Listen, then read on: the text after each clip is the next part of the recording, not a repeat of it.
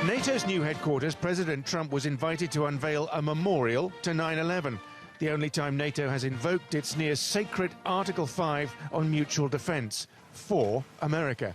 In return, they got this. 23 of the 28 member nations are still not paying what they should be paying and what they are supposed to be paying for their defense. This is not fair to the people and taxpayers of the United States. The embarrassment was obvious, and he never once mentioned support for the Article 5 principle, ending with a swipe about how much the new building might have cost. NATO members do need to pay more, and almost all are now doing so, but no one was expecting such bullying language. They raised the new flags, and there was a fly-past, and more talk of the special transatlantic bond. But some might have been having second thoughts.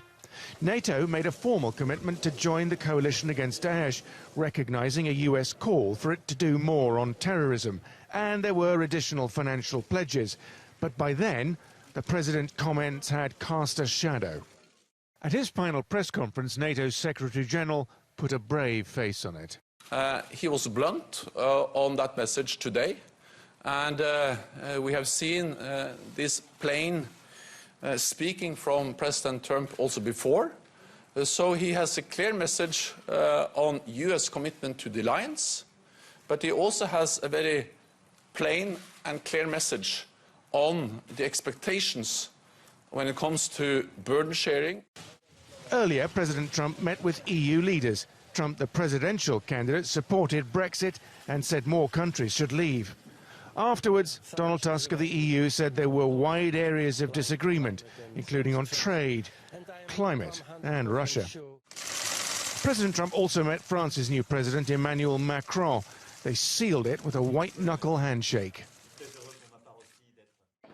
This visit was always seen as a potential diplomatic minefield, given Donald Trump's sceptical views of both NATO and the European Union.